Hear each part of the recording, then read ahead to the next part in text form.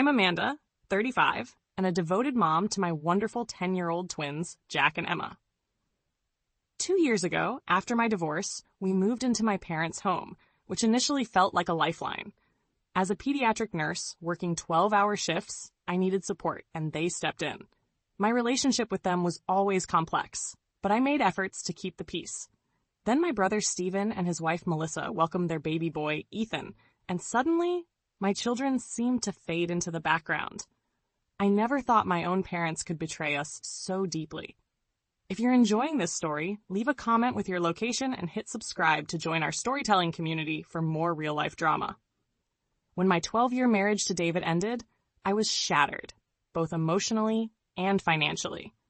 We had relied on his software engineer salary while I worked part-time as a nurse to raise our twins. The divorce left me with shared custody, limited alimony, and the urgent need to work full-time to provide for Jack and Emma. My parents, Martha and Richard, offered their home as a temporary haven. "Just until you're stable," my father said, patting my shoulder. Despite our rocky past, I was thankful. Growing up, I was the dutiful child, always meeting expectations, while Stephen, the golden child, could do no wrong. I spent 8 years earning my nursing degree, specializing in pediatrics because I adore working with kids. My path was steady, not glamorous. Stephen, however, dropped out of college, launched a tech business with my parents' backing, and now earns 6 figures at 32.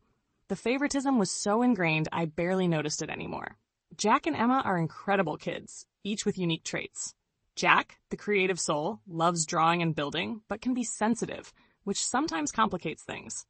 Emma, my bold athlete, is confident and quick to call out unfairness. Both were thriving in school despite the divorce and relocation. At first, living with my parents worked well. They turned their office into a bedroom for the twins, and I took the guest room. I chipped in for groceries, handled most cooking, and ensured the kids respected their grandparents' space. My long shifts at the children's hospital, often overnight, meant my parents helped with school runs when needed. My goal was to save for a deposit and first month's rent within a year. I took extra shifts, saved diligently, and aimed for stability despite the costly housing market. Then Stephen and Melissa had Ethan, and everything shifted. My parents, always partial to Stephen, went overboard for their new grandson. They converted the dining room into a nursery, even though Stephen's family had a spacious 4-bedroom home nearby. They bought pricey baby gear for occasional visits. My mother began prioritizing Stephen's needs, canceling plans to help with my kids if he asked for anything. "Your brother's new to parenting," she'd say, ignoring that I'd been a single mom for 2 years. I tried to be patient. New babies are exciting, and Ethan was their first grandson. Jack and Emma had been their only grandchildren for a decade, so maybe this was just novelty. I urged my kids to be kind, explaining Ethan needed extra care as a baby. The favoritism started subtly. Christmas gifts pricier for Ethan, comments about how he resembled Stephen while Jack and Emma took after their dad. Small slights piled up. I countered by carving out special moments with my kids, park outings, movie nights in my room. I started a savings chart in my bathroom to track our progress toward our own place. "Just a few more months," I'd tell them. "We'll have our home by Christmas." But as spring became summer, tensions grew. My parents critiqued my parenting, meals, bedtimes, screen time, while Stephen and Melissa faced no scrutiny, even when they flaked on plans or arrived late. I was balancing a tightrope, shielding my kids from their grandparents' bias while maintaining harmony. I needed their help. Childcare was unaffordable alongside saving. By late summer, my savings were on track. By November, I'd have enough for a modest 2-bedroom apartment. Just 3 more months, I told myself, of swallowing my pride and watching my parents dote on Ethan while overlooking Jack and Emma's accomplishments. I didn't know how much worse it would get. In September, Stephen called a family meeting. He and Melissa, with Ethan in a pricey outfit, announced their home renovation. "We'll need a place to stay for 6 to 8 weeks, Melissa said. Before I could speak, my father agreed they'd move in. "We have plenty of room," he said, ignoring that 5 of us already shared the space. No one consulted me. No one considered Jack and Emma. No one acknowledged that my temporary stay was nearing 2 years. Stephen and Melissa moved in the next weekend. My father helped set up Ethan's crib, but never assisted with the twins' beds. My mother cleared a closet for Melissa's clothes, while mine stayed in suitcases for months. The changes were stark. Jack and Emma were told to be quiet because Ethan was napping. Their toys, confined to their room and a small living room corner, were deemed clutter. The TV, once theirs for an hour after school, now played Melissa's shows. One evening, I found Emma crying on the porch. Grandma said I was too loud jumping rope, she sobbed, though Ethan wasn't even asleep. That week, Jack's art project was chosen for a district exhibition, but my mother brushed him off, busy with Melissa's curtain choices. His face fell and my resolve hardened. That night, I confronted my parents. "I'm worried about how Jack and Emma are being treated," I said. "They feel unimportant." My father dismissed it. "They're oversensitive. Babies need more attention." My mother added, "You've always been jealous of Stephen."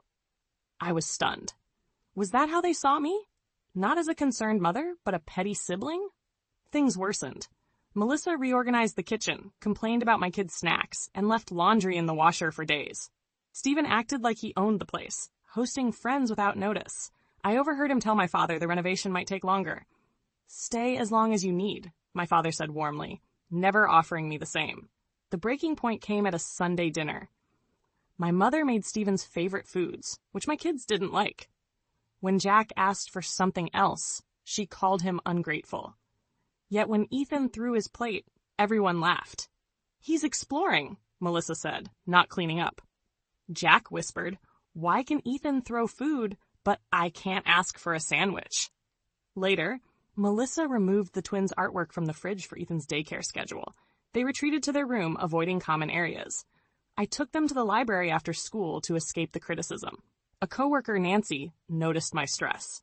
I shared everything, and she said, "Your parents treat Stephen's family like honored guests and yours like inconvenient roommates." She was right. That night, I called a realtor friend. "I need to get my kids out," I said. By mid-October, the situation was unbearable. Stephen and Melissa's renovation was indefinitely delayed, and my parents bought Ethan a $400 high chair while griping about Jack's asthma medication costs. When Emma missed a band practice because Melissa demanded quiet, I was livid. Jack's teacher reported his withdrawal and slipping grades. He admitted he couldn't sleep, fearing he'd do something wrong. The final straw came during a family dinner with extended relatives. My mother praised Ethan's advanced skills, then jabbed at Jack, implying he lacked athleticism. My Aunt Susan, concerned, pulled me aside. "This isn't healthy," she said. I confided I had a plan, a 3-bedroom house I'd leased, available November 1. The next day, Stephen suggested staying through the holidays. "You're always welcome," my father said, oblivious to the irony. That evening, I took the twins for ice cream. "You're both amazing," I told them. "The way you're treated isn't your fault." Emma sensed my resolve. "Are we moving soon?" she asked. "Soon," I promised. The next Tuesday, during a hectic hospital shift, I got alarming texts from the twins.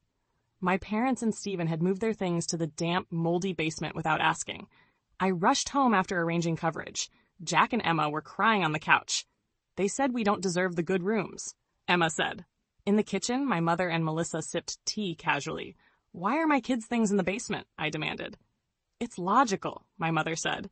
"Ethan needs the better rooms." I pointed out the basement's mold and safety issues, but they dismissed me. "Family means sacrifice," my mother said, meaning only my kids should sacrifice. Stephen and my father returned, defending the move. "The basement's fine," my father said. "Kids are resilient," Stephen added. I looked at my kids' trusting faces and made a decision. "Pack your bags," I told them. My parents were shocked. "You're being dramatic," my father said. "You made it clear where we stand," I replied. "We deserve better." I'd secured a lease and arranged to stay with Nancy. As we left, my mother pleaded, but I was firm. At Nancy's, the twins relaxed. We moved into our new home on November 1st with friends' help. It was small but ours. My parents tried guilt and pleas, but I held firm. Months later, I became a charge nurse, gaining stability. My parents began acknowledging their favoritism, and our relationship became cautiously civil. Stephen and Melissa struggled without my support. Jack and Emma thrived, their confidence restored. In April, I bought a house. My father offered advice, even saying he was proud. On moving day, my mother admitted, "You've done well." Our painful departure had sparked a new beginning. Family is about respect and kindness, and we'd built that for ourselves. Have you